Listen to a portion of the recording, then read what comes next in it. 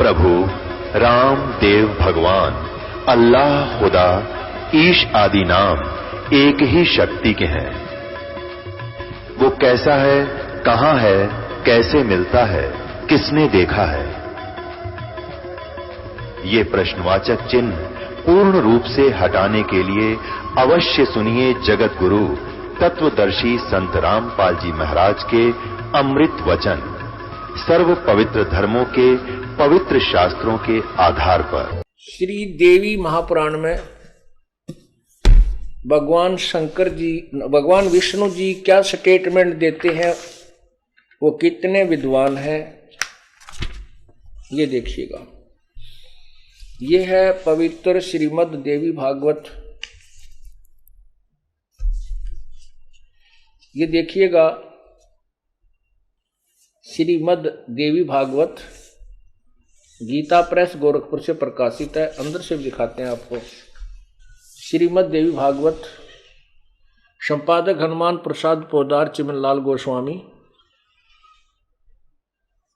और ये प्रकाशक आपने देख ही लिया, फिर देख लीजिए।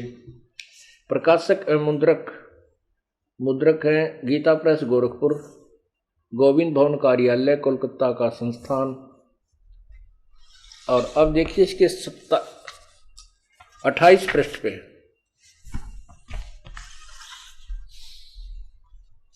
ये है पहला सकंद और अध्याय नंबर 4। पहला सकंद अध्याय नंबर 4, क्योंकि ये 3 यहां समाप्त होता है। 1 से 3 की व्याख्या 27 पर समाप्त हो जाती है। 27 से ही चौथा प्रारंभ हो जाता है। 28 पे हम आपको पढ़कर सुना रहे हैं। 28 पे, ये 28 है।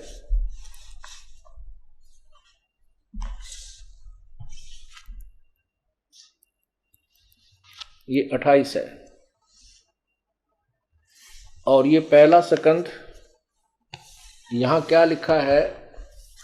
नारद जी ने कहा, महाभाग व्यास जी, तुम इस विषय में जो पूछ रहे हो, ठीक यही प्रश्न मेरे पिताजी ने भगवान श्री हरि से किया था। वेदादि देवाधिदेव यानी भगवानों के भगवान, देवताओं के देवता भगवान जगत के स्वामी हैं। लक्ष्मी जी उनकी सेवा में उपस्थित रहती हैं। दिव्य कौस्तुभमणि उनकी शोभा बढ़ाती है। वे शंख चक्र गदा लिए रहते हैं, पीतांबर धारण करते हैं, 4 भुजाएं, वक्ष स्थल पर श्रीवत्स चिन्ह चमकता रहता है। वे चराचर जगत के आश्रय दाता हैं, जगत गुरु एवं देवताओं के भी देवता हैं। ऐसे जगत प्रभु भगवान श्री हरि महान तप कर रहे थे, उनकी समाधि लगी थी। यह देखकर मेरे पिता ब्रह्मा जी को बड़ा आश्चर्य हुआ, नारद जी बता रहे हैं। अतः उन्होंने उनसे जानने की इच्छा प्रकट की। ब्रह्मा जी ने पूछा, प्रभो, आप देवताओं के अध्यक्ष, जगत के स्वामी, भूत भविष्य एवं वर्तमान सभी जीवों के एकमात्र शासक हैं। भगवान, फिर आप क्यों तपस्या कर रहे हैं और किस देवता की आराधना में ध्यान मगन है? मुझे असीम आश्चर्य तो यह हो रहा है कि आप देवेश्वर एवं सारे संसार के शासक होते हुए भी समाधि लगाए बैठे हैं। ब्रह्मा जी के विनीत वचन सुनकर भगवान श्री हरि ने कहने लगे, भगवान ब्रह्मन, सावधान होकर सुनो। मैं अपने मन का विचार व्यक्त करता हूं। देवता, दानव, मानव यह सब यही जानते हैं कि तुम सृष्टि करते हो, मैं पालन करता हूं और संकर संहार किया करते हैं। किंतु फिर भी वेद के पारगामी पुरुष अपनी युक्ति से यह सिद्ध करते हैं कि रचने, पालने और संहार करने की यह योग्यता जो हमें मिली है, इसकी अधिष्ठात्री शक्ति देवी है। वे कहते हैं कि संसार की सृष्टि करने के लिए तुम में राजसी शक्ति का संचार हुआ है, मुझे सात्विक शक्ति मिली है और रुद्र में तामसी शक्ति का आविर्भाव हुआ है। उस शक्ति के अभाव में तुम इस संसार की सृष्टि नहीं कर सकते, मैं पालन करने में सफल नहीं हो सकता और रुद्र से संहार कार्य होने भी संभव नहीं है। ब्रह्मा जी, हम सभी उस शक्ति के सहारे ही अपने कार्य में सदा सफल होते आए हैं। सुवर्त प्रत्यक्ष और परोक्ष दोनों ही उदाहरण मैं तुम्हारे सामने रखता हूं। सुनो, यह निश्चित बात है कि उस शक्ति के अधीन होकर ही मैं प्रलय काल में इस शेष नाग की सैया पर सोता और सृष्टि संहार करने के अवसर पर आते ही जाग जाता हूं। मैं सदा तप करने में लगा रहता हूं, उस शक्ति के शासन से कभी मुक्त नहीं रहता। कभी अवसर मिला तो लक्ष्मी के साथ सुख पूर्वक समय बिताने का सौभाग्य प्राप्त होता है।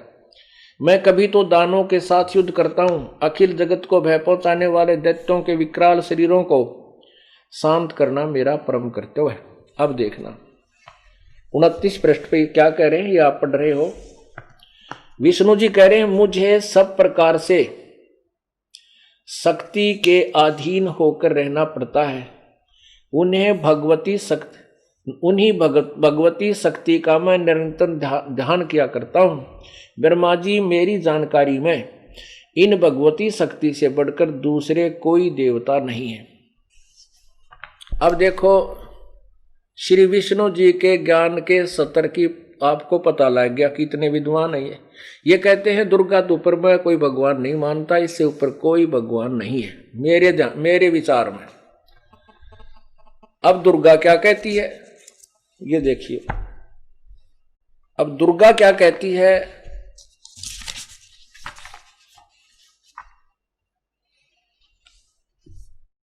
अभी आपने भगवान श्री हरि यानी भगवान विष्णु जी की जो जानकारी प्राप्त की, वो कहते हैं कि मेरे सोच में, मेरे ज्ञान में, मेरे जो नॉलेज है उसमें दुर्गा से ऊपर कोई परमात्मा नहीं है। और दुर्गा क्या कहती है कि तुम दोनों मेरा और उस ब्रह्म का ध्यान करो।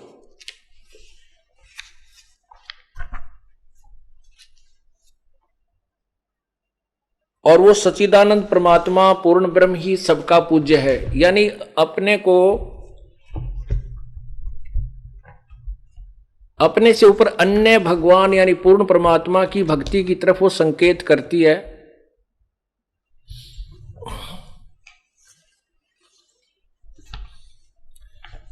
यह सकंद, 9वां सकंद, यही वो दुर्गा शक्ति 9वां सकंद प्रश्न नंबर 661 पे यहां क्या लिखा है कि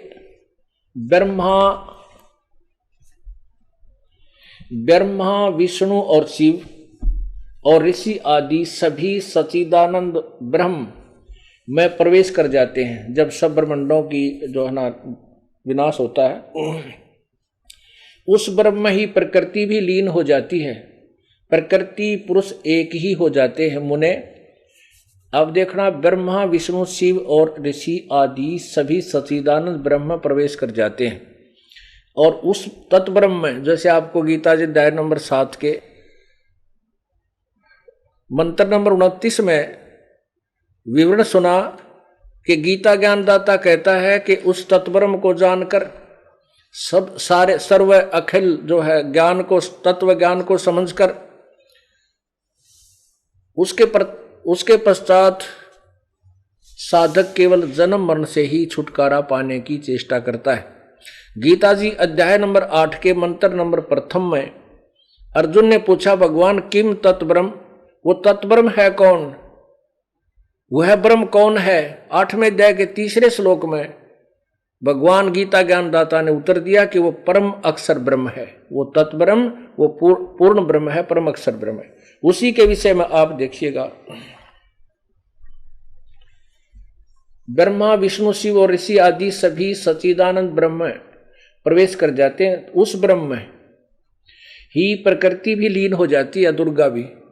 प्रकृति और पुरुष एक हो जाते हैं। या देखिए, संपूर्ण ब्रह्मांडों के जो एकमात्र ईश्वर हैं उन्हें परमात्मा कहा जाता है। उनका विग्रह सत्यचित और आनंदमय है। ब्रह्मा, प्रभृति देवता, महाविराट और स्वल्प विराट सभी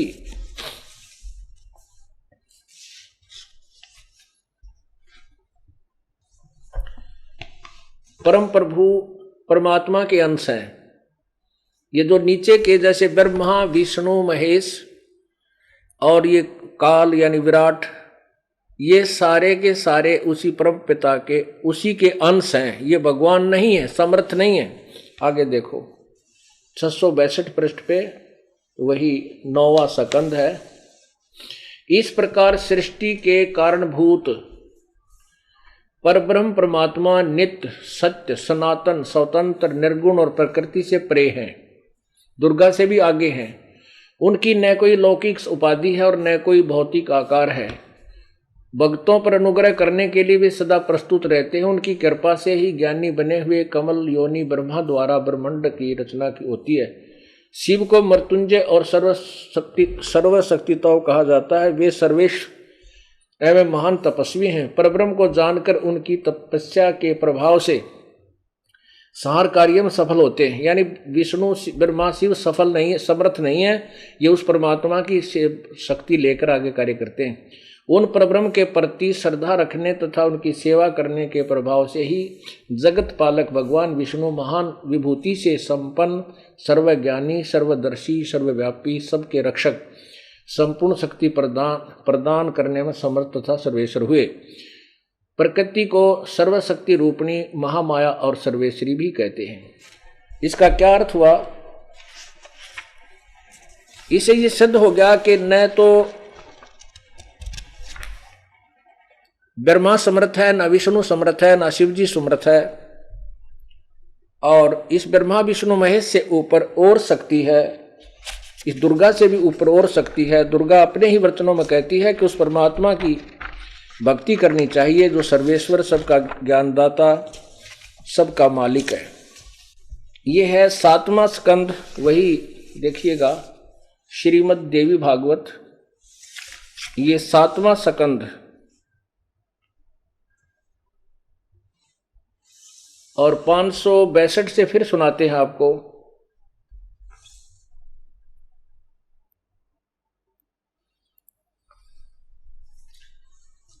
अब आपने भगवान विष्णु जी की स्टेटमेंट सुनी कि मैं तो दुर्गा से ऊपर किसी को भगवान नहीं मानता। अब दुर्गा क्या कह रही है वो सुनो, पढ़िए स्वयं अपनी आंखों से।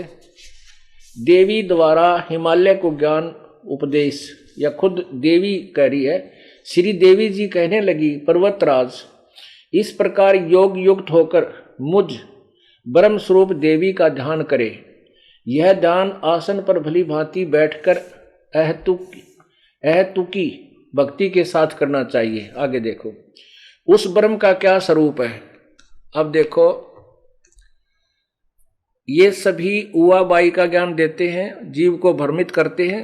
दुर्गा पहले तो कह रही है कि मेरा ध्यान करो, अब कहती है उस परमात्मा के बारे में बताती हूं जो सर्वशक्तिमान है, सबका पालक है, वही पूजा के योग्य है। ये देखो उस ब्रह्म का क्या स्वरूप है यह बतलाया जाता है, जो प्रकाश स्वरूप सबके अत्यंत समीप में स्थित हृदय रूप गुहा में स्थित होने के कारण गुहाचर नाम से प्रसिद्ध और महान पद अर्थात परम प्राप्य है।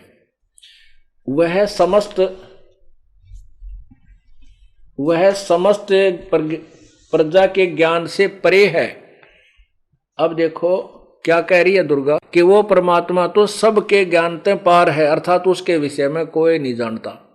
अब देखो आगे क्या बताते हैं, अर्थात किसी की बुद्धि में आने वाला नहीं है, यह तुम जानो। जो परम प्रकाश रूप है, जो सूक्ष्म से अत्यंत सूक्ष्म है, जिसमें संपूर्ण लोक और उन लोकों में निवास करने वाले प्राणी स्थित हैं, वह अक्षर ब्रह्म है, अविनाशी ब्रह्म है, और वही सबके प्राण है, वही सबकी वाणी है और वही सबके मन है। वह यह परम सत्य और अमृत अविनाशी तत्व है।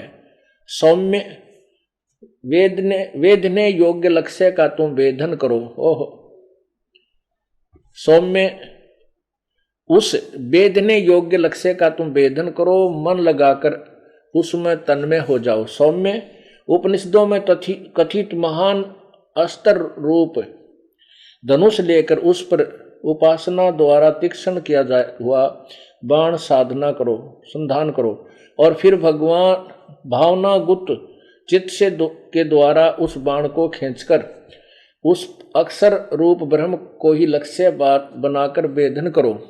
परवण ओम धनुष है, जीवात्मा बाण है और ब्रह्म को उसका लक्ष्य कहा जाता है। अब ये सभी तत्व ज्ञान से अपरिचित हैं और परमात्मा पूर्ण ब्रह्म ने आकर के पहले ब्रह्मा को, फिर विष्णु को, शिव को, इनको समझाने की चेष्टा की।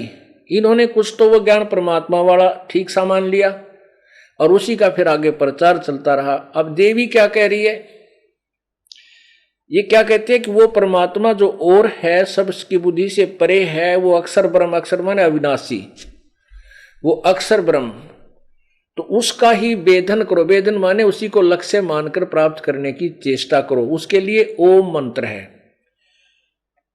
ओम मंत्र तो उसका धनुष है, जीवात्मा बाण है और ब्रह्म को उसका लक्ष्य कहा जाता है। लक्ष्य यानी उसका उद्देश्य। आगे देखो, वह एकमात्र परमात्मा को, उस एकमात्र परमात्मा को ही जानो, दूसरी सब बात छोड़ दे। यानी अपनी पूजा भी कहती है छोड़ दो, केवल सब प्रकार से उसी परमात्मा को जानो। यही अमृत रूप परमात्मा के पास पहुंचने वाला पुल है। संसार समुद्र से पार होकर अमृत रूप परमात्मा को प्राप्त करने का यही सुलभ साधन है। जिस प्रकार रथ के चक्कर में आरे लगे होते हैं, उसी प्रकार शरीर की संपूर्ण नाड़ियां हृदय में एकत्रित स्थित हैं। उस हृदय में ही विविध रूपों में प्रकट होने वाला परब्रह्म संचरण करता है, अंतर्यामी रूप से वर्तमान है। इस आत्मा का ओम के जाप के साथ ध्यान करो। इससे अज्ञान में अंधकार से सर्वथा परे और संसार समुद्र से पार जो ब्रह्म है उसको पा जाओगे, तुम्हारा कल्याण हो। अभी 363 पर क्या कह रहा है, ये 363 ही चल रहा है जो अभी हम पढ़ते आ रहे। यह सबका आत्मा ब्रह्मलोक रूप दिव्य आकाश में स्थित है, यानी एक देशीय है, ब्रह्मलोक में रहता है। धीर बुद्धिमान पुरुष विज्ञान के द्वारा ही आनंद रूप अमृत अविनाशी ब्रह्म सर्वत्र प्रकाशित है, उसको भलीभांति देख लेते हैं। धीर पुरुष, धीर माने तत्वदर्शी। अब जैसे आपने यजुर्वेद अध्याय नंबर 40 के मंत्र 10 और 13 में धीरा नाम माने तत्वदर्शी संत ही उस परमात्मा के विषय में जानते हैं, तो ये भी अपने से आगे बता रही है कोई और तत्वदर्शी संत ही उसको जानते हैं, वही उसको देख सकते हैं और वो परमात्मा। अब इनका खिचड़ी ज्ञान है। हमने जो कंसेप्ट क्लियर करना था वो ये है कि ना ब्रह्म माने ज्ञान, ना विष्णु को, ना शिव जी को। विष्णु जी कह रहे हैं कि मैं दुर्गा की पूजा करता हूं, इससे आगे भगवान नहीं मानता। दुर्गा कह रही है कि वो परमात्मा कोई और है, वही पूजा के योग्य है, वही सारी जीवों का आधार है। उसकी जैसा उसने अपनी सोच है कि उसका ओम नाम जाप करो, उसी का ध्यान करो, वो ब्रह्मलोक में रहता, वही पूर्ण परमात्मा है। अब इन्होंने तो जीव को गुमराह करने का एक पूर्ण रूप से जाल फैला रखा है, और ये दुर्गा जो है काल के भय से सत्य नहीं बता सकती, और इस काल ने इन सबको भ्रमित करके और सभी जीवों को अज्ञानी बना रखा है। आगे फिर देखना, धीर यानी बुद्धिमान पुरुष विज्ञान के द्वारा, विज्ञान माने तत्व ज्ञान, विज्ञान माने तत्व ज्ञान के द्वारा जो आनंद रूप अमृत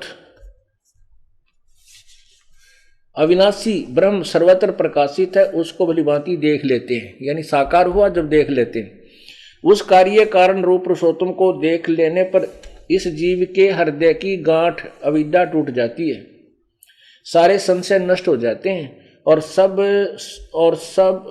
शुभ अशुभ कर्म अक्षीण हो जाते हैं। वह निर्मल और निष्कल ब्रह्म प्रकाश में प्रकोश दिव्य परम धाम में विराजित है, दिव्य परम धाम में विराजित है। वह शुभ्र सर्वथा विशुद्ध और संपूर्ण प्रकाशमय वस्तुओं का भी प्रकाशक है, उसे आत्मज्ञानी पुरुष ही जानते हैं। उस प्रकाश रूप परमधाम में परमात्मा में न सूर्य प्रकाशित होता है, न चंद्रमा, न तारे ही प्रकाशित होते हैं, न वहां ये बिजली चमकती है, फिर अग्नि की तो बात ही क्या है, आदि आदि। उसको प्रकाशित होने पर किसी के प्रकाश से उस सब प्रकाशित हो, उसी के प्रकाश से सब प्रकाशित होते हैं, उसके प्रकाश से संपूर्ण जगत प्रकाशित है। अब पुण्यात्माओं, ये स्पष्ट हो गया कि ना तो फिर मन बेरा क्या का सब उआ बाई बोल रहे हैं, जैसे भांग पी कर जो मुंह माई वाए कह दी, कभी कुछ कह रहे हैं, कभी कुछ कह रहे हैं। कहते हैं सतगुर बिन काहू न पाया ज्ञाना, जो थो था बुर छड़े किसाना। गुरु बिन वेद पढ़े जो प्राणी, समझे न सार रहे अज्ञानी।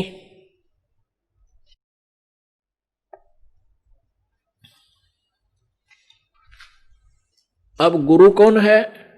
तत्वदर्शी संत को गुरु कहते हैं, सतगुरु। वैसे तो गुरु शब्द बहुत है। गुरु का अर्थ होता है ज्ञान प्रदान करने वाला, अंधेरे से उजाले की ओर ले जाने वाला, टीचर।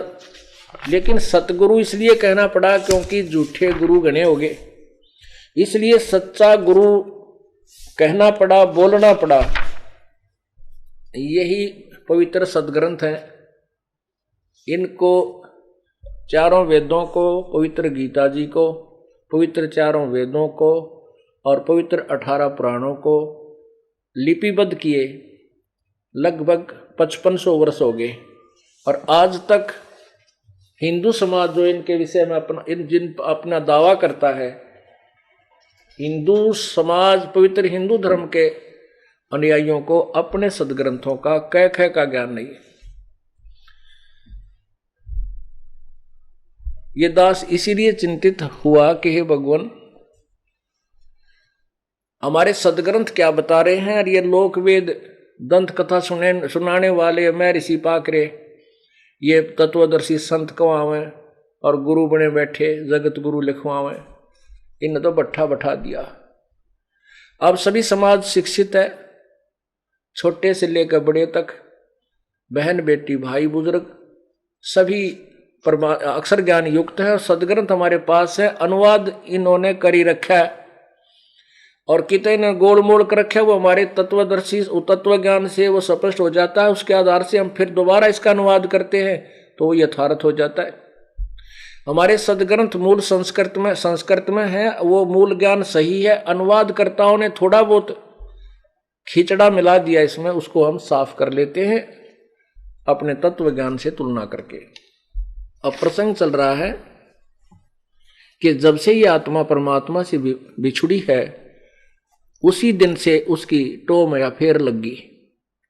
क्योंकि जो सुख ये सतलोक में देख चुकी है, वो यहां नहीं मिल रहा इसको। ना स्वर्ग में मिला, ना महास्वर्ग में मिला, ना पुत्रों में मिला, ना पुत्री में मिला, ना संपत्ति में मिला, ना कार में, ना कोठी, ना फैक्ट्री में, कितना सुख नाम की चीज नहीं, ना राज्य में मिला। स्वर्ग का राजा भी बन गया तो भी सुखी नहीं, क्योंकि वो सुख तो सतलोक के अंदर है जहां हम रहा करते थे। और हम अपनी नालायकी के कारण, अपनी अज्ञानता मूर्खता के कारण हम इस काल के जाल में फंस गए। पुण्यात्माओं, आपका सौभाग्य है कि आपको इस समय में जन्म मिला। इसके विषय में आपको एक बहुत ही उत्तम उदाहरण देता है दास। गुजरात के अंदर एक भोरंज शहर है और उसमें एक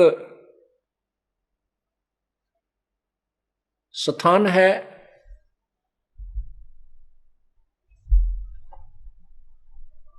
वहां पर उसे शुक्ल तीर्थ बोलते थे उस समय में। वहां पर 2 ब्राह्मण भाई रहते थे। उसमें वो एक टापू था, आज भी एक टापू है।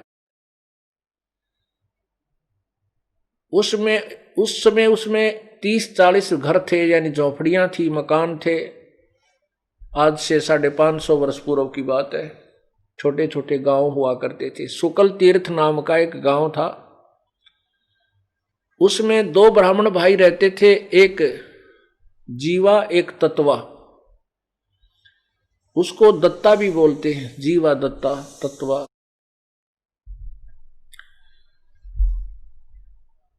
उन्होंने सत्संग सुने। एक दिन उन्होंने सत्संग सुना, क्योंकि परमात्मा उस समय जब 120 वर्ष यहां रहकर गए, जब परमात्मा एक अतिथि रूप में 120 वर्ष बालक से लेकर वृद्ध तक की भूमिका की, एक जनसाधारण जैसी भूमिका की, एक सतगुरु की भूमिका की, और एक सच्चे भक्त की, दास की, हर प्रकार से जो उन्होंने भूमिका की, वो हमारे लिए एक उदाहरण बनाकर चले गए। तो उस समय परमात्मा अनेकों रूप बना करके पूरी पृथ्वी पर प्रचार किया करते थे। वर्तमान में तो मीडिया बन गया। वर्तमान में तो आजकल ये टीवी चैनल चल पड़े। एक ही वक्ता और करोड़ों स्थानों पर टीवी के माध्यम से सत्संग सुना सकता है। उस समय परमात्मा ऐसे ही अपने सैकड़ों रूप बनाकर जगह जगह सत्संग किया करते थे। कहते हैं अप आरती अप साजे, अप किंगर अप बाजे, अप ताल झांझ जनकारा, आप नचे अप देखने हारा। परमात्मा अपने कामना आप पर सभी आप करता है। आप ही संत बनता है, आप ही भगवान है, आप ही दास बनता है, आप ही तत्वदर्शी संत बनता है। स्वयं ही सतगुरु की भूमिका करते हैं। अपने अन्य रूप में वो परमात्मा गुजरात में उसी शहर के शुक्ल तीर्थ के पास सत्संग फरमा रहे थे। ये जीवा और तत्वा दोनों भाई परमात्मा की चाह में सत्संग सुनने, जहां भी किसी ऋषि महर्षि या भगत संत का कोई सत्संग सुनते थे, दोनों भाई सारे काम न त्याग के वहां पहुंच जाते थे। परमेश्वर ने सत्संग यही फरमाया कि पूर्ण संत बिना मोक्ष नहीं हो सकता, और पूर्ण संत के बिना साधना करना भी व्यर्थ है। इस तरह बहुत लंबे चौड़े परमात्मा ने प्रमाण देकर के सत्संग किया, जिससे जीवा और तत्वा के हृदय में यह बात समा गई कि अभी जब तक पूर्ण संत नहीं मिलेगा और वैसे साधना करना व्यर्थ है, डले ढोने वाली बात है, तो क्यों ना पहले हम तत्वदर्शी कोई परम संत की ही खोज करें, उसके बाद ही हम साधना शुरू करेंगे। उन्होंने सोचा हम जिस भी ऋषि महर्षि मंडलेश्वर या सुप्रसिद्ध संत का सत्संग सुनने जाते हैं, तो जिसका भी सत्संग सुनते हैं हमने तो सारे बढ़िया लगे। हमने तो कोई से भी संत भगत का ज्ञान है, संत का बुरा नहीं लगता, आनंद आता है। सभी का ज्ञान ऐसा लगता है जैसे एक से एक का बढ़कर है। अब ये निर्णय कैसे करें भाई कौन सा पूरा है और कौन सा पूरा को नहीं। अब वो भोले बाड़े थे, उन्होंने के फैसला कर लिया।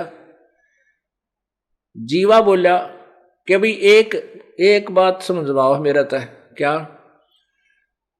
एक सूखे वट वृक्ष की बड़ के पेड़ की एक सूखी डाली थी टहनी, वह अपने आंगन में गाड़ दी।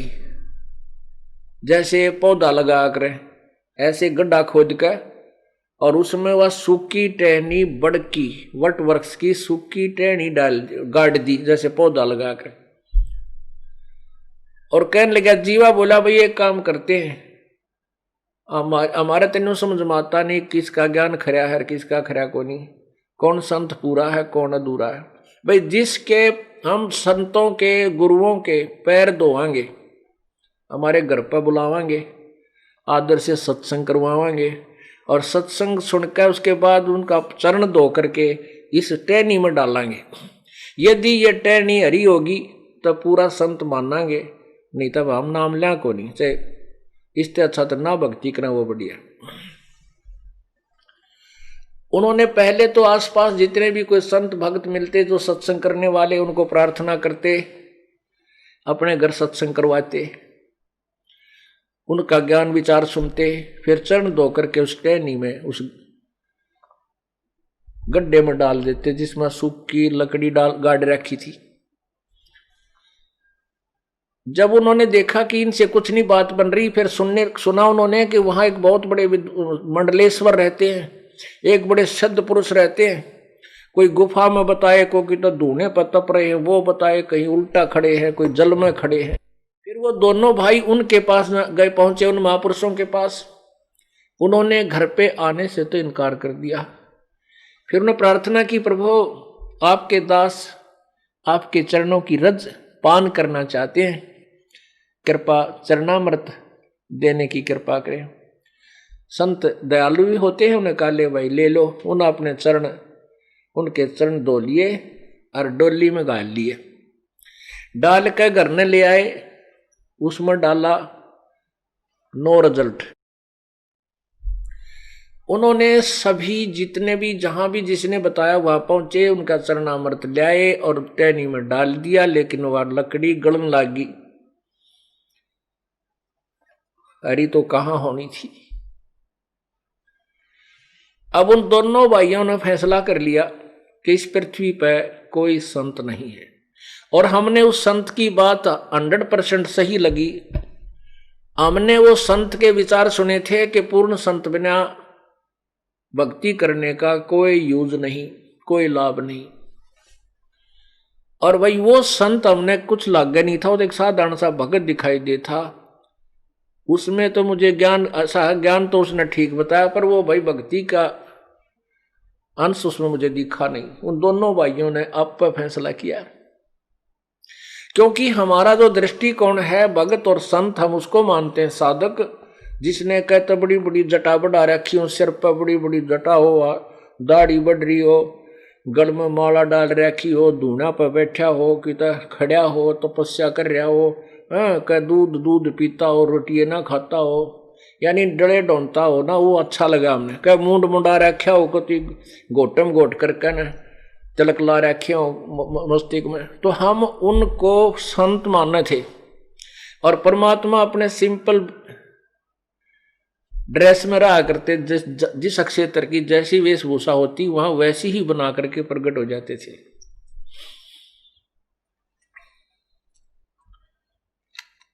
तो फिर उन्होंने वो परमात्मा को पहचान नहीं सके। उन्होंने ये एक का फैसला कर लिया और दोनों भाई रोने लगे, बैठ कर रोने लगे। दोनों भाई रोने लगे बैठ के घर में और कहने लगे, हे परमात्मा, हम पापियों का अगर जीवन और इस जीवन को समाप्त कर दो, मानुष जीवन के, हे परमात्मा, जो शेष जीवन हमारा मनुष्य का बचा हुआ हो, इसको उस समय पर देना मालिक जब पृथ्वी पर पूर्ण संत आए हुए हों। ऐसा कहकर फूट फूट कर रोने लगे बुरी तरह, और कोई संसार में कुछ भी वस्तु उनको अच्छी नहीं लगे। बार बार यही प्रार्थना करते हैं, परमात्मा ये मनुष्य जीवन व्यर्थ है, हे भगवान ये अनमोल पूंजी जाने लग रही है, संत परम मिले नहीं और ये मोक्ष हो नहीं सकता। और फिर ना जाने कितने युगों के बाद या कितने जन्म 84 लाख योनियां भोगने के उपरांत कभी मनुष्य जीवन मिले। इसलिए परमात्मा अपने दासों के इस शरीर का अंत कर दो और ये शेष समास प्रभु उस समय दे देना, चाहे थोड़ा ही समय बचा हो हमारा, जिस समय पृथ्वी पर कोई परम संत आया हो। इस तरह वो बहुत बुरी तरह थके हुए दुखी होकर के अपने घर पर बैठ गए। संसार में कोई संत नहीं, कितना धक्के खाने की आवश्यकता नहीं, अपना जीवन अंत यही हो जाए तो बढ़िया है।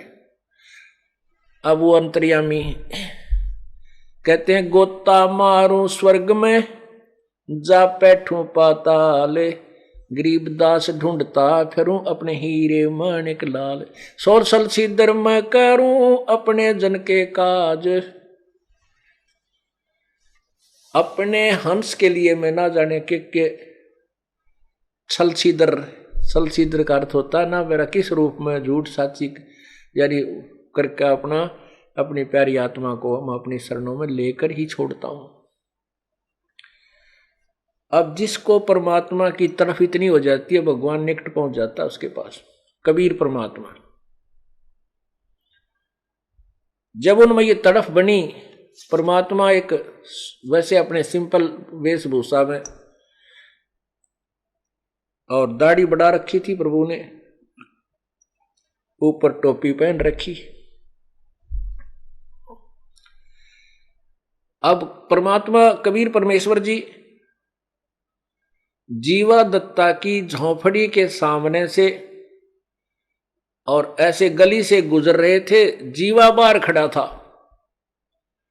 अब पुण्यात्मा होती हैं, उन्होंने परमात्मा की दाढ़ी बढ़ी हुई थी, उसने सोचा ये महात्मा है, चरणों में प्रणाम किया। महाराज सत साहेब राम राम राम राम भाई नो कहेगा भगवान आगे न चल पड़े। अब कहते हैं करे करावे साइया मन में लहर उठा, तादू सिरदर जीव कह वो आप बगल हो जा। अंदर प्रेरणा करी मालिक ने जीवा कह, जैसे संत ने क्यों ना अपने घर बुला लूं। ईसा महात्मा बहुत अच्छा लग रहा है मुझे तो, क्योंकि आत्मा को परमात्मा खींचता है। जब आत्मा के साथ से भगवान जा रहा था तो उसके अंदर एक विशेष कसक होगी। वो अपने भाई दत्ता के पास आया, अंदर आकर कहने लगा दत्ता मेरी एक अर्ज है आपसे कि एक संत जावत गया है यहां से इधर को, आपकी आज्ञा हो तो बुला लिया उसको, सत्संग सुन लेंगे, उनका भी चरण धो लेंगे। दत्ता कहने लगा भाई रहने दे, दबी दबाई बात ने क्यों याद दिवावे है और एक हफ्ता फिर रोना पड़ेगा। अब रहने दे, कोई संत है नहीं, ऐसे मंडलेश्वर हमने देख लिए, ये गलिया में फिरने वाला संत बता ये काहे का संत मिलेगा। अब जीवा ने फिर प्रार्थना की कि परमात्मा अंदर प्रेरणा कर रहे थे, निकट आ बैठे।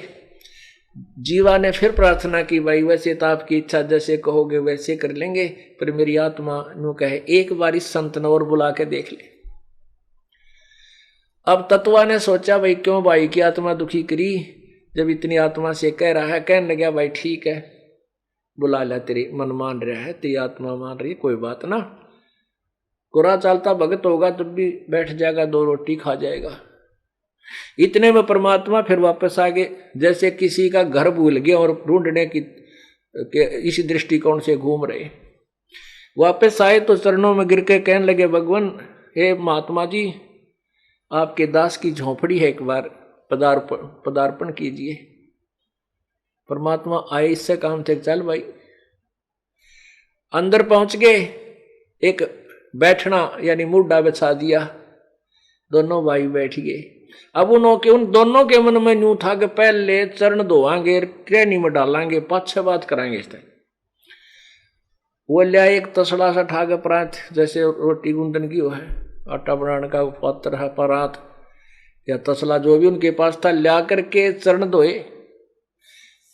वो दत्ता कहने लगा जीवा संतों के चरणामृत को भाई कितने गली में मत फेंकना, गमले में डाल दिए, वहां उनका संकेत था पहले से। अब जीवा ले जाकर के आंगन में दूसरी तरफ वो ऐसे चरणामृत उस गड्ढे में डाला था जिसमें सूखी टहनी खड़ी थी वट वृक्ष की। वो डालते डालते ही वो हरी होगी, कोपल फूट आई। जीवा ने वहीं पटक दी प्रांत और आवाज लगाई रे बाजा दत्ता बाजा दत्ता। भाग के क्या हो गया, वो दत्ता भाग गया, आया कहने लगा देख भगवान है तो, कति से मोटे मोटे पत्ते, कति कच्चे वट वृक्ष जैसे नया पौधा हो गया करे। बोलो सतगुरुदेव, बोलो बंदी छोड़ कबीर साहेब जय। सत साहेब। दोनों भाइया ना आकर एक एक पैर पकड़ दिया और ऐसे रोए जैसे बालक के मां और बाप दोनों मर जाएं। और फिर वो टक्कर मार मार कर रोया करें, सबकी बंध जाती है। दोनों पैर पकड़ के एक एक और रोवे बुरी तरह, बहुत बुरी तरह रो रहे हैं। भगवान, ये परमात्मा आप कहाँ थे, आप पहले क्यों नहीं आए मेरे मालिक, हम तो बहुत दुखी हो लिए। हमने तो ये सोच लिया था पृथ्वी पर कोई संत नहीं, ये परमात्मा हम तो यूँ सोचा थे मर जा तो बढ़िया, मृत्यु हो जा अच्छा, और कभी फिर जन्म दे भगवान इस मनुष्य जीवन को शेष, जब कभी पृथ्वी पर कोई परम संत आए हो। परमात्मा बोले बेटा आ तो मैं पहले भी जाता, पर तुम्हारा धर्म कर्म बिगड़ जाता। क्यों बिगड़ जाता? क्योंकि तुम्हारे मन में मैं आ जाता और मेरा आते यू काम तो होना ही था, तुम्हारी यह शर्त पूरी होनी ही होनी थी।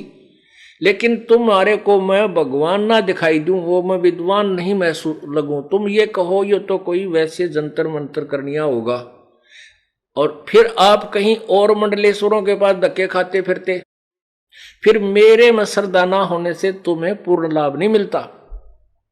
पुण्यात्माओं, सौभाग्यशाली तो आप हैं, क्योंकि आपको इस समय में मनुष्य जीवन मिला है जब दास परमात्मा ने भेज दिया इस तत्व ज्ञान का डूंडा ठाने के लिए। और उससे भी ज्यादा सौभाग्यशाली वो हैं जो पहले इन मंडलेश्वरों द्वारा और सब संतों द्वारा धक्के खा लिए और अब इस दास के पास आएंगे, इस ज्ञान को सुनेंगे, वो और भी सौभाग्यशाली है, क्योंकि वो फिर डगमग नहीं होंगे। और जैसे कोई पहली बार यहां आ गया, हमने ज्ञान सुनाया, ज्ञान समझ में आ गया, फिर वो सोचता है कहीं वो इतने बड़े संत जिसके लाखों शिष्य हैं, कहीं उसके पास ज्यादा मसाला हो, यहां से हटकर उसके सत्संग भी सुनने चला जाता है, उसमें आस्था बनाकर गया हो, वैसे तो जा ही नहीं सकता। तो वहां जाने से यहां आपका नाम खंड हो जाएगा, क्योंकि आपकी आस्था, आपकी भक्ति अनन्य नहीं रही। तो वो फिर उसके अंदर जो है ना थोड़ा विकार पैदा हो जाएगा, वो लेट हो जाता है। और जो सब जगह धक्के खा लिए, कोई तो अपने दुख निवारण के लिए घूम लिए, कोई मोक्ष पाने के लिए घूम लिए, वहां कोई वस्तु मिली नहीं, वो अब यहां आए हैं, वो और भी सौभाग्यशाली समझ। और जो पुण्यात्मा मेरे जैसे थे, जो हनुमान जी और रामकृष्ण हर के गुण गाते फिरा करते, वह तो वैसे सौभाग्यशाली है, क्योंकि वहां तो कोई स्थिर ज्ञान था ही को नहीं। हमारे को यह ज्ञान समझ में आया, तुरंत समझ में आ गया, तुरंत ग्रहण कर लिया। यदि हमारे बीच में कोई संत और घुस रहा होता, वो हमने ठिकाना लगन नहीं दो, क्योंकि हम उसके पास पूछने जाते, अब जी वहां से सुना है, वो चतुर व्यक्ति अपनी पोल खुलने के डरते हैं हमें और भ्रमित कर देता और उस संत से दूर कर देता। दूसरे नंबर पर सौभाग्यशाली वो हैं जो किसी संत के नहीं फंसे थे। तो पुण्यात्मा परमात्मा यही बताना चाहते हैं कि जीवा दत्ता, मैं पहले भी आ जाता और पहले आते ही तुम्हारी ये शर्त भी पूरी हो जाती, लेकिन तुम्हारा पेटा नहीं भरा हो, तुम्हें विश्वास नहीं होता कि ये संत हो सकता है, क्योंकि तुम्हारा दृष्टिकोण संत की परिभाषा कुछ और बना रखी थी। गले में माला हो, बड़ी बड़ी दाढ़ी हो, आंख मीच कर बैठा हो, बोलता ना हो, ढूंढे बतफता हो, या मूंड मुंडा रखा हो, कति है कपड़े ना पहनता हो, कति एक वस्त्र में एक लंगोट में रहता हो, तुम ऐसे डरे ढोने वालों को संत मान रहे थे। ये दोनों भाई सुनो है कहा जी ने ऐसे ऐसे बिल्कुल सही कह रहे हो। और भाई दूसरी बात यह है, तुम कह रहे हो कि पृथ्वी पर जो संत नहीं होगा, कोई संत नहीं, यदि पृथ्वी पर संत ना हो तो इसमें आग लग जा। ये तो परम संत की शक्ति से संतुलन बना रहता है बेटा। तो इस प्रकार परमात्मा ने उनका भ्रम निवारण किया और फिर ये तत्व ज्ञान सृष्टि रचना सुनाई। ओहो, अब दोनों भाइयों ने, क्योंकि ब्राह्मण, दोनों भाइयों ने उपदेश ले लिया और साथ में बच्चों ने भी ले लिया। वो दोनों भाई जगह जगह गांव में, गवांड में, रिश्तेदारी में ये एक सत्व ज्ञान की चर्चा करें और उनसे प्रश्न करें कि बताओ ब्रह्मा विष्णु महेश के माता पिता कौन है। वो कहें झूठ बोलते हो, तुम बकवाद करते हो, तुम देवताओं को हे बताते हो, तो सारे ब्राह्मण लोग उससे विपरीत हो गए। जब उनको पता चला कि इन्होंने काशी वाले एक धानक से नाम ले लिया, एक काशी में रहने वाले जुलाहे को गुरु बना लिया, तो ब्राह्मण समाज ने उसको जाति से घेर दिया, दोनों को जाति से निकाल दिया और कह दिया कि कोई बात, इनसे कोई संपर्क नहीं रखेगा। अब आगी समस्या पाड़ तबारी। जीवा कहता लड़की थी और दत्ता कहता लड़का। अब वो बालक शादी के योग्य हो गए। कोई भी ब्राह्मण समाज में शादी करवाने उनकी बात सुनने को तैयार नहीं, उनके लड़कों की कोई एक्सेप्ट नहीं करे, ना लड़की का ब्याह कोई स्वीकार करे, ना लड़के की कोई शादी करे। परमात्मा का आगे रोए भगवान ने, ईब क्या होगा। परमात्मा आए घूमते फिरते, जैसे आज याद किया हो 2-3 दिन में आकर प्रकट हो गए। कहने लगे भगवान आपकी दया से ज्ञान समझ में आ गया, सिर धड़की बाजी दाता, अब संभाड़ में जाओ, ये समाज हमारे बात समझ में आ गई। पर एक समस्या होगी परमात्मा, मेरा तो एक लड़का एक लड़की, भाई का लड़का है, मेरा लड़की है। जीवा कहने लगा इनकी कोई शादी नहीं करता, कोई स्वीकार नहीं करता, बालक ब्याहने योग्य हो गए, समस्या आ गई या, और आप ही हल करोगे प्रभु। परमात्मा बोला भाई होगी हलियात है, तुम ऐसे कहने लग जाओ, एक पत्र पुत्र लिखकर आसपास अपने सब जगह भेज दो कि भाई तिथि निर्धारित कर दो कि जीवा की लड़की और दत्ता के लड़के का ब्याह कराएंगे और इस तिथि को उन दोनों का ब्याह होगा। अब उन ब्राह्मण लोगों ने पता लग गया भैया तो इज्जत का नाश होगा, बड़ी बात बिगड़ी। फिर उनकी मीटिंग हुई ब्राह्मण उसका शुक्ल तीर्थ के ब्राह्मणों की। वो कहने लगे भाई गलती उन दोनों ने कर रखी है, जीवा और दत्ता ने, बड़का का के दोष है भाई, उन लड़कियां नाम ब्याह होंगे, बच्चा ने किया है, ये तो नाश हो जाएगा इज्जत का, बता कति बाण भाई का ब्याह हो गया। तो पंचायत आई ने बोला जीवा दत्ता ये बालक तुम्हारे नहीं हमारे हैं और इनकी शादी हम करेंगे, और खबरदार जब तुमने इज्जत का नाश कराया है। तो दोनों बैठे रहे, जय हो बंदी छोड़ की, आप पे सिर दर्द हट गया। वो लड़के लड़की ने ले गए, अच्छी तरह उनका ब्याह कर दिया। जब परमात्मा ने कहा, परमात्मा से कहा परमात्मा अपना तो हिंग भी ना लागने दी ना फटकड़ी, ब्याह भी अगल्यान कर दिया। तो वो सारी समस्या परमात्मा के कहते हैं, द्वार धनी के पड़ा रहे, धक्के धनी के खा, 100 काल जकजोल ही पर द्वार छोड़ नहीं जा। परमात्मा आप ही फिर रास्ता निकालते हैं। तो पुण्यात्मा आपके ऊपर कितना रहम किया प्रभु ने, आपका मनुष्य जीवन और फिर ये तत्व ज्ञान की गंगा आपके सामने बहा दी परमात्मा ने। इसमें नहाओ और धो और पियो ठाठम ठाठ और सतलोक की तैयारी करो। परमात्मा क्या बताते थे। अब जैसे पिछले सत्संग में प्रसंग चल रहा था कि सिकंदर लोधी दिल्ली के बादशाह, उनको बहुत भयंकर रोग हो गया था, क्योंकि सिकंदर लोधी वो खूंखार बादशाह था कि बहुत हिंदुओं को मुसलमान बनाने पर लगा हुआ था।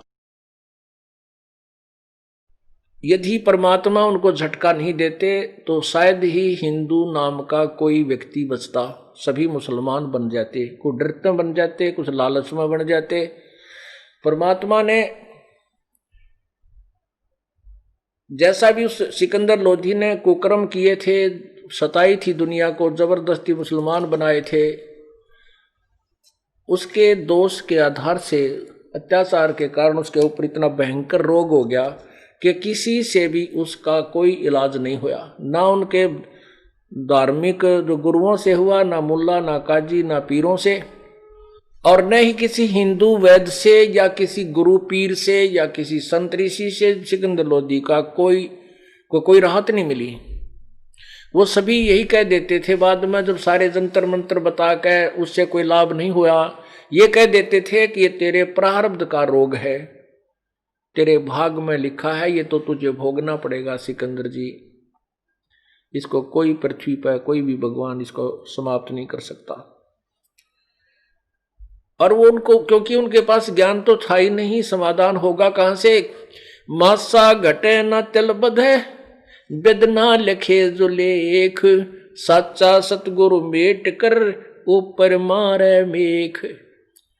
ठीक है, कबीर परमात्मा यानी पूर्ण ब्रह्म के अतिरिक्त कोई भी संत, कोई भी भगवान, ब्रह्मा विष्णु महेश, ब्रह्म पर ब्रह्म आदि, अब उनके मस्तिष्क भाग्य में लिखे हुए लेख में कोई परिवर्तन नहीं कर सकते।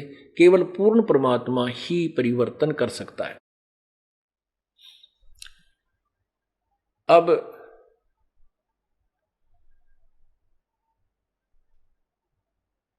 सिकंदर लोधी का रोग कहीं भी समाप्त नहीं हुआ। आपको पीछे सुनाया था कि कबीर परमात्मा के सप्रस मात्रते, सिर पे हाथ रखने मात्र से उसका रोग ऐसा हो गया, इतना स्वस्थ हो गए वो कि जैसे बीमारी थी ही नहीं। पुण्यात्माओं, जिसका लागे सो तन जाने, जिसका बीमारी और फिर स्वस्थ हो, उसके हृदय में जो श्रद्धा उस व्यक्ति के प्रति बनती है, वो स्वयं जानता है कि आज मेरा नाश हो जाना था, मेरा समय रो कर बिताना था, आज मैं स्वस्थ कर दिया। तो उसके प्रति जो उसकी आस्था और श्रद्धा और भाव और प्रेम बनता है, वो एक भिन्न होता है, सबसे भिन्न होता है। फिर परमात्मा ने, कबीर परमेश्वर ने उस सिकंदर लोधी के सामने एक और अनहोनी की। सिकंदर लोधी ने स्वामी रामानंद जी, महर्षि रामानंद जी की गर्दन काट दी थी और परमात्मा ने उसके सामने जीवित करके खड़ा कर दिया था, जीवित कर दिए थे। सिकंदर लोधी के साथ बनारस में, यानी दिल्ली से गए थे वो, उसके साथ उनका एक धार्मिक पीर शेख तकी भी साथ था। लेकिन शेख तकी स्वामी रामानंद जी के आश्रम में नहीं गया था, वो रेस्ट हाउस में ही रह गया था, ये कह करके कि मैं उन काफिरों के आश्रमों में नहीं जाता, सिकंदर आप जाइए। अब सिकंदर का तो फांसी गल रही थी, सिकंदर लोधी को तो बहुत भयंकर रोग था और मरता क्या नहीं करता। वो चला गया, ठीक है पीर जी आप विश्राम करो, मैं परमात्मा कबीर जी से आशीर्वाद प्राप्त करने जा रहा हूं। अब सिकंदर लोधी स्वस्थ हो गए, उसके सामने रामानंद जी को जीवित कर दिया कबीर भगवान ने। रामानंद जी के जब उन्होंने कत्ल किया, उनका गर्दन काटी सिकंदर लोधी ने रामानंद जी की, तो उनके शरीर से दो धारा निकली थी, एक खून की एक दूध की। तब उन्होंने कबीर साहब से प्रार्थना की थी रामानंद जी ने कि हे, जब वो जीवित हो गए थे, कि हे प्रभु मेरे शरीर से ये दूध और लहू, ये रक्त कैसे निकला? तो दूध ही निकलना था चाहिए था, या रक्त, दूध भी नहीं हो सकता, रक्त ही निकलना चाहिए था, ये दूध किस लिए निकला? तब परमात्मा ने कहा था कि एक अच्छे सुयोग्य शिष्य की भूमिका, एक दास की भूमिका भी परमात्मा स्वयं ही करके दिखाने हमें आए थे कि ऐसे अपने गुरु के सामने ऐसी भाषा का प्रयोग करना चाहिए। उन्होंने कहा कि हे स्वामी जी, हे गुरुदेव, आप तो अंतर्यामी हैं, जानी जान है, आप सब जानते हो, आप तो इस दास के मुख से कहलवाना चाहते हो। तब उन्होंने बताया था कि स्वामी जी, अभी तक पहले तो आप अन्य जाति वालों को हे समझते थे, ब्राह्मण वर्ग को ऊंच मानते थे, बाकी जाति वालों को आप न्यून मानते थे। वो तो आपने दया कर दी, इस दास को शरण में ले लिया, और रविदास जी और उस समय तक कई, जैसे पीपा जी राजपूत था राजा, वो भी शरण में आ गया था, ऐसे कई ले लिए थे। लेकिन परमात्मा हे गुरुवर, अभी तक आप मुसलमानों को बुरा समझते हो, नीच समझते हो, हे समझते हो। हे प्रभु, हे स्वामी जी, ऊंच नीच कोई जाति या धर्म से समुदाय से नहीं होता। ऊंच नीच इस विध है लोई, कर्म को कर्म कावे दोई। ना तो सारे हिंदू अच्छे और ना सारे मुसलमान उच्च। जो बुरे हैं वो मुसलमानों में भी बुरे हैं, जो अच्छे हैं वो मुसलमानों में भी नेक बहुत है, और जो बुरे हैं वो हिंदुओं में भी निरे हैं, और अच्छे भी हैं वो हिंदुओं में भी बहुत कम नहीं है। ब्राह्मण भी इतने नीच हैं कि कसाई भी ना हो सकता, और केवल जाति या मजहब से जीव ऊंचा नहीं होता, उसके कर्म ऊंचे और नीचे होते हैं। जब तक आप बैर भाव से दूर नहीं होगे, राग द्वेष आपके अंदर से नहीं खत्म होगा, तब तक आप मोक्ष अधिकारी नहीं हो सकते। इसलिए आपके शरीर, आप आद्य सुपात्र हुए हो, पूर्ण सुपात्र नहीं हुए हो। जिसने भगवान चाहिए, जब उस ऐसे महापुरुष ने जाति का झंडा भी पाट दिया, एक धानक को सीने से लगा लिया था, अब फिर दूसरी चोट मार कर परमात्मा ने सीधे कर दिए। मुसलमानों को भी वो अपनी प्यारी आत्मा समझने लगा, और सिकंदर लोधी को सीने से लगा कर कहा, बेटा माफ कर दे मुझको, मेरे से बहुत भूल हुई थी। आज मेरा अंधेरा, हृदय का अंधेरा इस मेरे भगवान ने, कबीर जी ने मेरा हटा दिया। आज के बाद ये दास किसी भी वर्ग के, किसी भी समुदाय के, किसी भी धर्म के व्यक्ति को बुरा नहीं जानेगा। हाँ, कर्म आधार से ही उसको निर्णय लेगा। अब सिकंदर लोधी ने सोचा, भाई ये तो भगवान ने पढ़ा है, क्योंकि दो चमत्कार, एक का चोट में दो चमत्कार दिखा दिए वहीं खड़े खड़े, और फिर भी को उसको भगवान को भगवान नहीं समझा तो फिर अंधा है, वो तो पामर प्राणी है, कृतघ्नी है। लेकिन सिकंदर लोधी, क्योंकि राजा जो बनता है वो बहुत अच्छी आत्मा होती है, भले ही वर्तमान में वो अपने स्वार्थवश बहुत पाप कर डालता है, लेकिन फिर भी आत्मा में उसके अंदर कुछ जगह ईश्वर की होती ही है। ये बट नेचुरल होता है। सिकंदर लोधी ने सोचा, सबसे ज्यादा झगड़ा हमारा हिंदू और मुसलमान का हो रहा है, और इस परमात्मा को मैं दिल्ली ले चलूं, वहां जाकर ये प्रवचन सुनाएंगे इतने प्यारे प्यारे, जैसे आज गदगद कर दिए इन्होंने। 1-1.5 घंटा भगवान ने इसी सब्जेक्ट पर प्रवचन किया कि हम एक जाति के हैं, हम एक भगवान, जीव हमारी जाति है, मानव धर्म हमारा, हिंदू मुस्लिम सिख ईसाई धर्म नहीं कोई नारा। तुम एक पिता के संतान हो, इस काल ने तुम्हें अलग अलग मजहबों में बांट कर आपस में दुश्मन बना दिया ताकि ये मुझे ना पहचान सके। इस तरह मालिक ने बहुत गहराई की बातें की। सिकंदर लोधी ने सोचा, इस महापुरुष को दिल्ली ले चलता हूं और इसके सत्संग करवाऊंगा, इनके वचनों को सुनकर हिंदू और मुसलमानों का झगड़ा मिट जाएगा, सब आपस में प्यार तरह करेंगे। लेकिन ये बीच में स्वार्थी लोग होते हैं ना, जो गुरु आचार्य, ये हमारे सदा से शत्रु रहे हैं। इन्होंने हमें डिवाइड करके रूल किया है, हम एक नहीं होने दिए आज तक। लेकिन अब समय आ गया है, आप शिक्षित हो, अक्षर ज्ञान आपके पास है, अपने सदग्रंथ हमारे पास हैं, इनको देख करके अब ये जाति और मजहब की खाई कति खत्म हो जाएगी।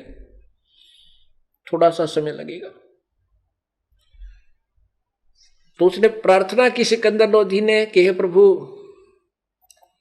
हे अल्लाह, अल्लाह की जात, आप इस दास की एक प्रार्थना है, आज्ञा हो तो कहूं। परमात्मा बोले, बोल भाई, कहे क्यों ना, तो कह ले जो तूने कहनी है। कहने लगे कि आप मेरे साथ दिल्ली चलो और वहां प्रचार करो मेरे दाता, या आपसी आग लगी हुई है खत्म हो जाएगी। परमात्मा बोले, मैं किसी के साथ न्यों ना जाया करूं भाई, ऐसे नहीं जाता, मैं तो केवल अपने शिष्य के साथ जाता हूं, जो मेरा शिष्य बन जा।